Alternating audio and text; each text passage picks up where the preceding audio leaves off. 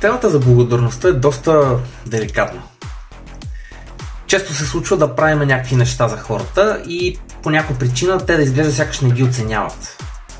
Хубаво е, обаче добре е да разбираме, че това, че ние идентифицираме, че човека има нужда от нещо и го правим за негово добро, не значи първо, че той е идентифицирал, че има тая нужда и второ, че го иска. А пък благодарността е много характерна емоция и тя се активира, когато някой направи нещо за нас, което ние сме идентифицирали като желано, като ценно. Тоест, той е обект на нашите ценности, а не непременно на нашите потребности.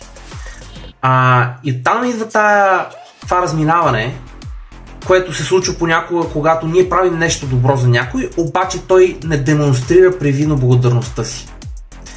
И всъщност това ни води на една доста важна мисъл и тя е, че ако искаме истински да помогнем на някой, ако той ни е важен, начинът да му помогнем е да идентифицираме това, което той цени, това, което иска, на ниво ценности, което му е важно, и да се опитаме да му бъдем полезни за него, а не да подхождаме в посока това, което ние смятаме, че му е важно и му е нужно, и да му даваме него, дори не поиска. И също това е единственият сигурен начин да постигнем две неща. Да направим живота му по-приятен и да получим благодарност, да видим оценката положителната за собствения си труд в полза на другите.